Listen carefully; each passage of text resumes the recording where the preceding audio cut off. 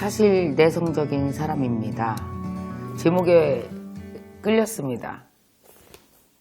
끌린 이유는 뭐냐면 우리 집에 아주 내성적인 사람이 한 사람이 있거든요. 우리 막내요. 자식이라 할지라도 엄마가 잘 모릅니다. 5살 때 내성적인 거 잘 안 드러나거든요. 그러다가 이제 점점 학교에 가고 사회라는 곳에 들어가기 시작하면 우리가 사회성이라는 그 테두리 안에서 보면 내성적인지 외향적인지 이제 드러나기 시작을 하는 거죠. 그래서 사실 이 제목이 너무 끌려서 제가 이 책을 이렇게 쭉 목차를 보다가 깜짝 놀란 거예요. 왜 놀랐냐 하면은 우리 막내가 늘 하는 말이 여기 다 써 있는 거예요. 그리고 솔직히 말씀드리면 제가 이 책을 읽기 전에는 내가 우리 막내에 대해서 좀 걱정을 했습니다. 그 이유는 뭐냐면 애가 너무 내향적인 애인 거예요. 나랑 되게 달라요. 우리 막내가 참 다른데 한 번은 학교 갔다 와서 이런 얘기를 해요. 엄마 있지 나는 애들이 막 20-30명씩 모여있는 교실이 너무 힘들어. 그게 무슨 말이야? 막 애들이 같이 막 뛰고 막 이러잖아. 몸을 부딪히고 막 그러면은 엄마 너무 힘들어. 아니 그게 학교인데 그게 힘들다 그러면 어떡해? 그럼 너 학교에서 힘들어? 아니 그래서 나 나름대로 방법을 찾았어. 이렇게 학교에서 애들이 막 뛰면 나만의 이렇게 테두리가 있어 엄마. 내 책상 주위에. 그래서 나는 나 혼자 공부도 하고 책도 읽고 그럼 너 애들이랑 얘기 안 하니? 아니 해. 내 친구 2명, 3명이랑. 그럼 너 친구가 몇 명인데? 2명. 많으면 3명. 아니 어쩌면 4명? 그리고 나는 베프가 있어. 베프. 나는 걔랑 조용히 둘이서 이런저런 얘기하고 하루 종일 지내는 게 제일 좋아. 가끔은 제가 그래요. 너 홍대 같은데 애들 여럿이 나가서 막 놀아. 엄마 난 그게 너무 싫어. 시끄럽고 막 5명이 막 몰려다니고 별로야. 한편 되게 걱정을 했어요. 이거 얘 이렇게 갖고 어떻게 사회생활하지? 학교생활을 어떻게 하지? 그러다가 남인숙 작가가 이 책을 쓰게 된 걸 제가 어디서 알게 됐냐 하면은 인스타그램 같은데 책이 좀 올라오더라고요. 책 표지도 너무 이쁘고 내성적인 사람입니다. 제가 남인숙 작가를 몇 번 만나서 알아요. 남인숙 작가가 조근조근 되게 이렇게 재밌게 말 잘해요. 근데 성향을 딱 보면 되게 여성스럽고 엄청 내성적이라는 걸 알 수는 있었어요. 그러다가 이제 이 책을 제가 알게 됐고, 그래서 이제 이 책의 목차를 쭉 이렇게 봤단 말이에요. 너무 깜짝 놀란 목차를 제가 읽어 드릴게요. B, 사회성 버튼을 눌렀습니다. 가만있어 봐. 이거 어디서 많이 듣던 말인데? 그리고 나서 제가 28페이지에 있어요. 이 책으로 갔어요. 갔더니 너무 놀랍게도 우리 막내가 나한테 했던 말이에요. 엄마 있잖아. 애들이 나 되게 조용한 사람인 줄 알고 말도 안 하고 혼자 이러고 가고 그냥 내 할 일 하고 있어. 그래서 애들이 나를 조금 어렵게 생각하는 것도 있다.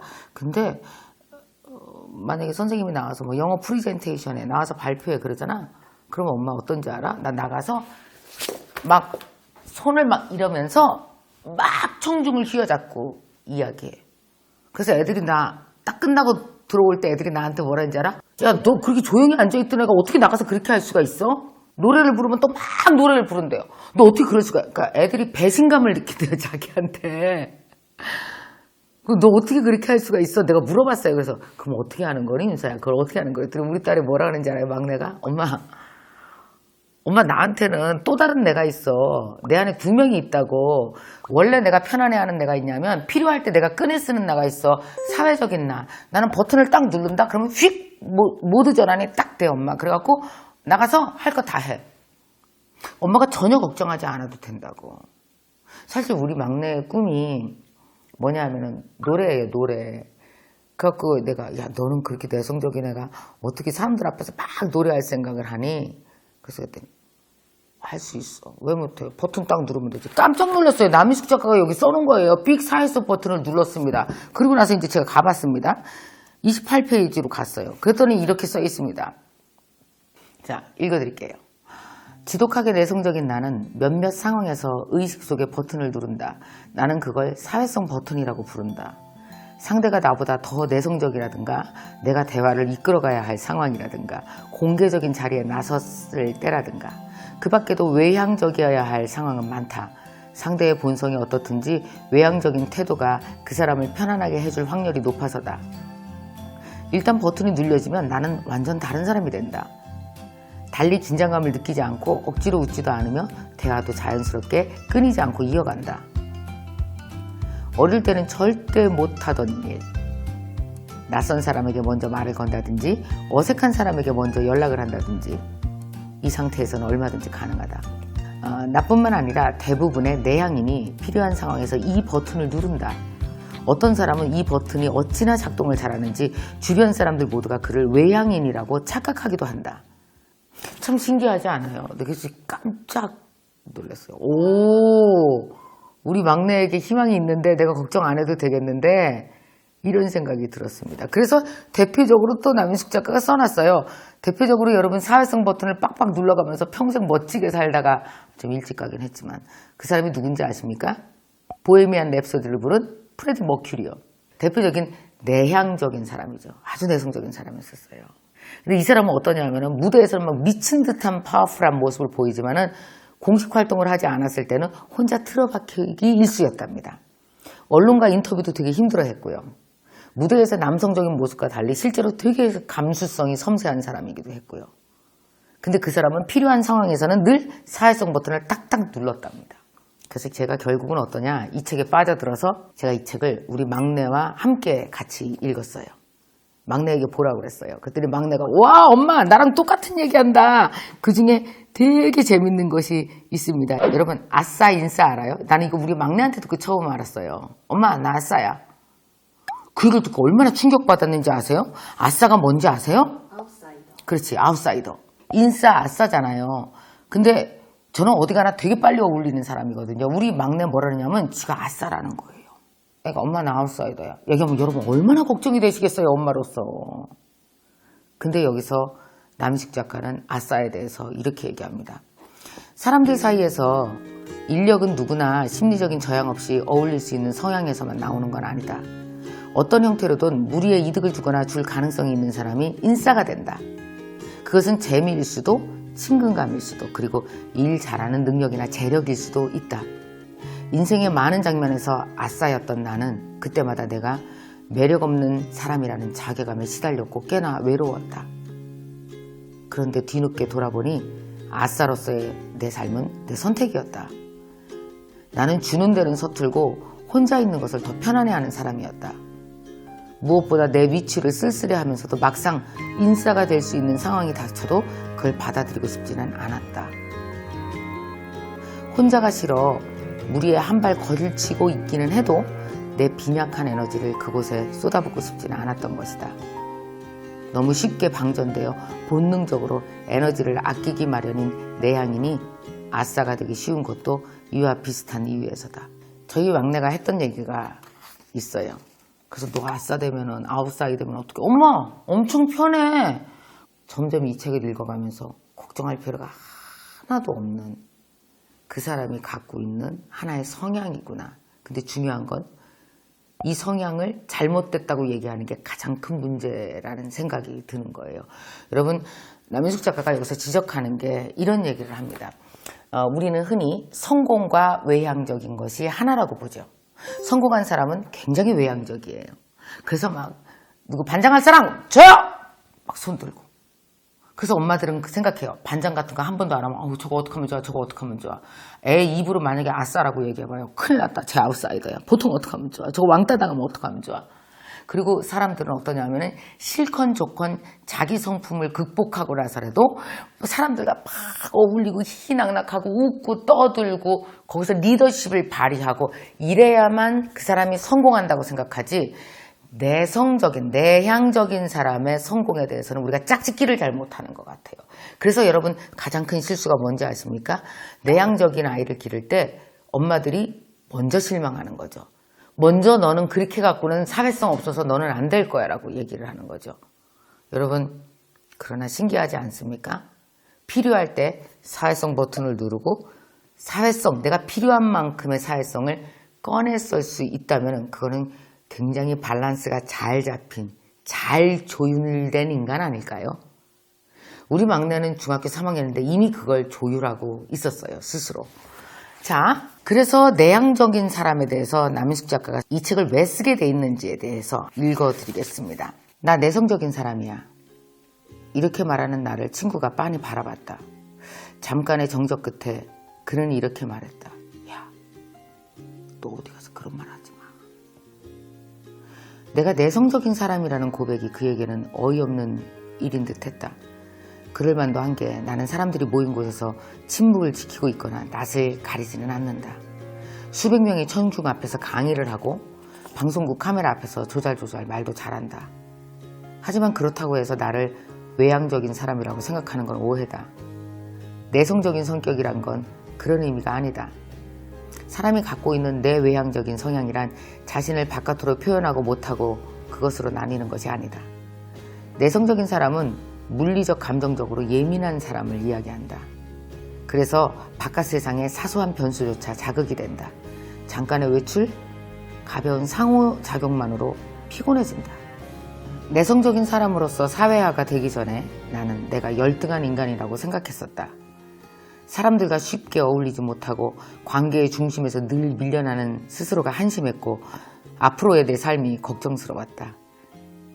그런데 그런 나를 받아들이고 조금씩 용기를 내어 타고난 본성 밖으로 한 걸음씩 발을 내디뎌 보면서 그런대로 잘 살 수 있게 되었다. 남인숙 작가가 이 책을 쓰게 된 이유를 분명히 알 것 같았어요. 이거는 정말 이 책은 정말 남인숙 작가한테 되게 고마워해야 되는데 그 이유는 내가 우리 아이를 이제는 완전히 이해할 수 있게 돼서요. 참 역시 공부 안 해서는 사람을 이해할 수가 없어요. 이거는 사실은 남인숙 작가의 고백입니다. 그러니까 내성적인 자신을 아주 어렸을 때부터 지금까지 들이고 살면서 굉장히 작가 스스로 고민을 했던 거예요. 나설 때 못 나서고 혹시 사람들로부터 약간 아싸 같은 취급을 받고 그래서 내가 사회생활을 제대로 못하지 않을까? 사실은 내성적인 사람이 제일 두려운 건 바로 사회적인 순간에 사회적이지 못할 때 자기가 원하는 성공으로 가지 못할까 봐 이 성격이 자기 발목을 잡을까 봐 사실은 굉장히 두려워합니다. 그래서 저희 김미경 TV에도 그런 질문이 많이 와요. 저는 되게 내성적인 사람이거든요. 저 같은 사람은 잘 적응도 못하고 그러지 않을까요? 라고 얘기를 했는데 사실 남인숙 작가 같은 사람은 굉장히 자신의 기본적인 성품 바탕 위에 자기를 때때로 잘 드러내면서 지금 이 책도 쓰고 강의도 하고 모든 걸 제대로 한 사람이죠. 그래서 내성적인 사람에 대해서 크게 오해하고 있거나 미리 지레 자기는 내성적이라고 자존감이 굉장히 낮아져 있거나 혹시 저처럼 내성적인 아이를 가지고 있기 때문에 지레 걱정을 하거나 하는 분들을 위해서 이 책을 쓰여졌다고 저는 생각해요. 그것도 연구해서 쓴 책이 아니고 자기를 솔직히 고백하고 그 고백 속에서 자기가 헤쳐나온 것들을 얘기를 하니까 훨씬 더 신뢰가 갑니다. 정말 재밌는 부분은 뭐냐면 이런 말이에요. 55페이지에 쓰여 있어요. 생일에 남편과 함께 초밥집에 간 적이 있다. 요리사가 즉석에서 초밥 하나하나를 만들어주면서 설명을 곁들이는 곳이었다. 그런데 어느 순간부터 한 중년 남성이 큰 소리로 요리사에게 말을 걸며 고요를 깨기 시작했다. 근데 너무 그 소음 때문에 이 남인숙 작가가요, 남편이랑 대화하는 것도 안 들리고 요리사 설명도 안 들리고 그래서 결국 남인숙 작가가 용기를 냈답니다. 그래서 그 중년 남자한테 항의를 했대요. 너무 떠들지 말라고. 그 후에 어떻게 됐을까요? 여러분, 내성적인 사람이 이렇게 남들한테 컴플레인하고 나서 그 다음 상태 어떻게 되는지 예상해 본 적 있어요? 어떻게 됐을까요? 자, 호기롭던 나는 그 모습과 달리 나는 젓가락을 든 손을 오들오들 떨었고 심장은 쿵쾅거리고 입으로 들어가는 초밥이 무슨 맛인지 알 수도 없고 타인의 감정을 거스르는 말을 한 일이 만든 파동이 나 자신을 너무 힘들게 했다. 타인과 충돌로 번지기도 전에 이미 내 안에서 전쟁으로 불바다가 돼버린 것이다. 이런 일을 감당하기 어려운 내향인은 그래서 타인을 향한 일에 대해서 묻어나거나 둔감해지곤 한다. 외향인과 내향인이 단짝 친구라면 그 중에 더 잘 토라지거나 더 화를 많이 내는 쪽은 외향인일 가능성이 크다. 대신 내향인은 상대가 자신이 수용할 수 있는 범위를 넘어섰다는 걸 깨달으면 순식간에 그 친구와 돌아선다. 그게 상대방의 입장에서는 어느 날 갑자기 돌변한 것으로 보일지 모르지만 실은 묻어남으로 방어하며 수용해지던 그런 불만들이 임계치에 다다른 것이다. 이거 어떡하면 좋아. 여러분, 우리 막내는요, 이 장면을 읽고 나더니 눈물이 그렁그렁했어요. 나야 엄마. 근데 나는 이렇게 봐주다가 영 아닌 것 같으면 그냥 돌아서 어머 어머 어머, 세상에 이게 다 내향적인 사람들의 특징이었던 거예요. 그게.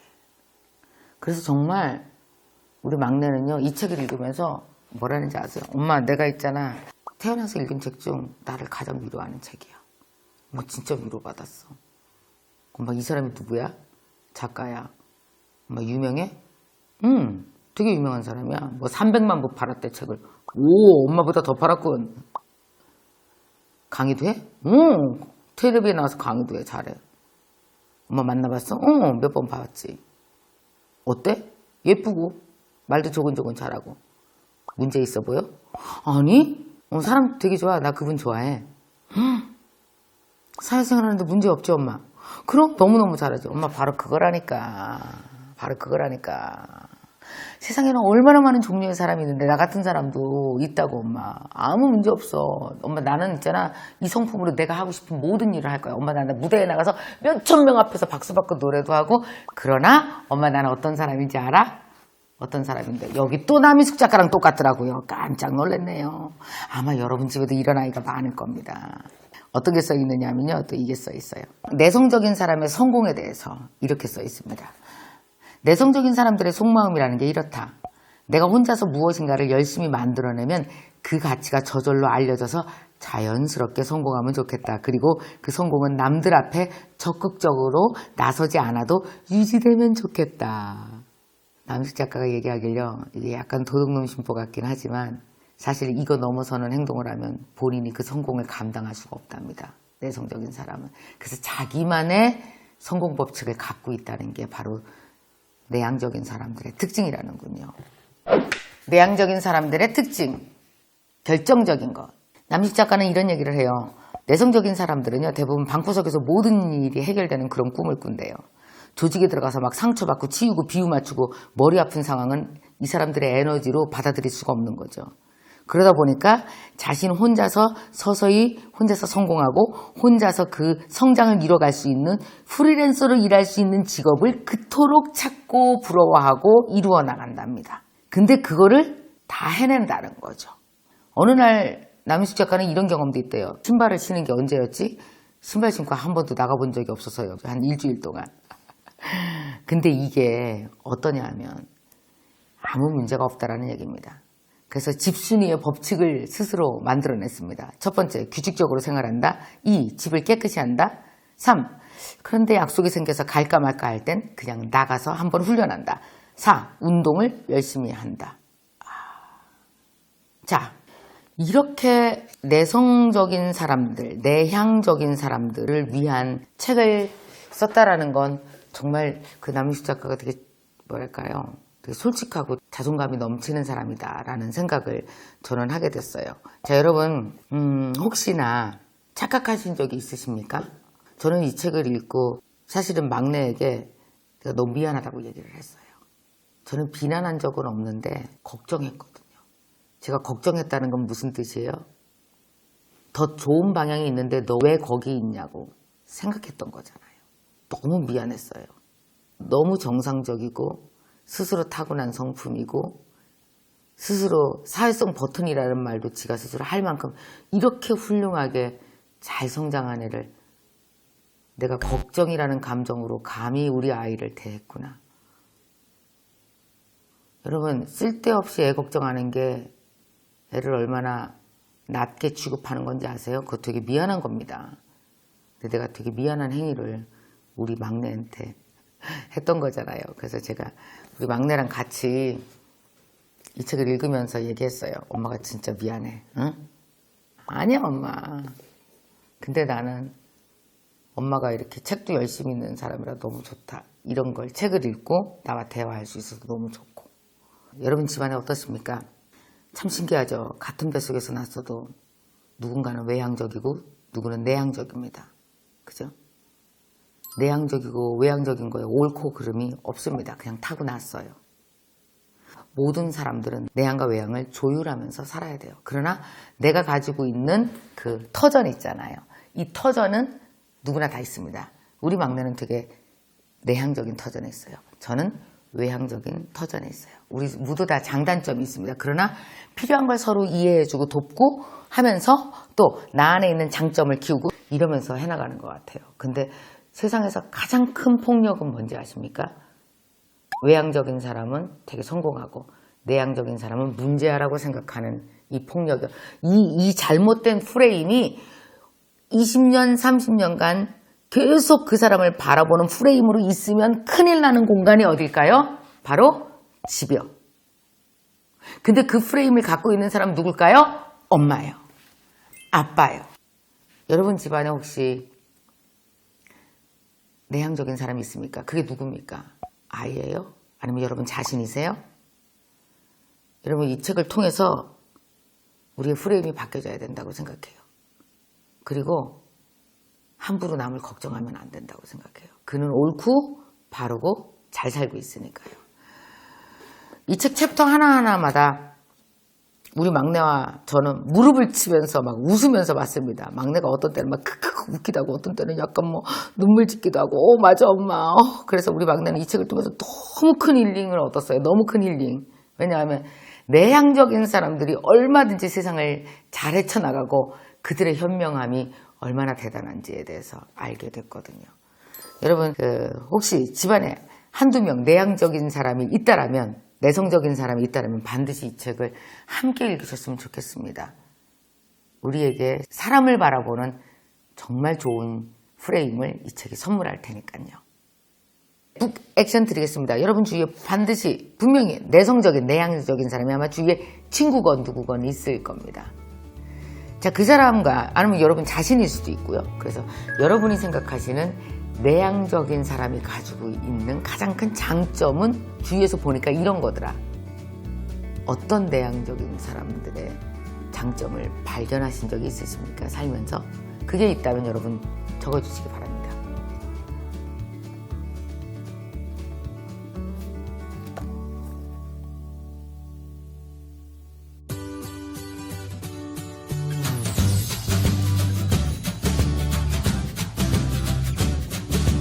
(100권의) 책을 매주 작은 도서관에 보내드리고요. 작은 출판사를 도와드립니다. 그리고 토크 콘서트를 하게 되죠. 자, 미혼한 부모들에게 책을 보내드립니다. 여러분이 좋아하시는 북드라마, 이 모든 것을 합쳐서 책을 살리고 나를 살리는 위북 프로젝트. 같이 읽자, 함께 성장하자. 김미경의 위북 프로젝트.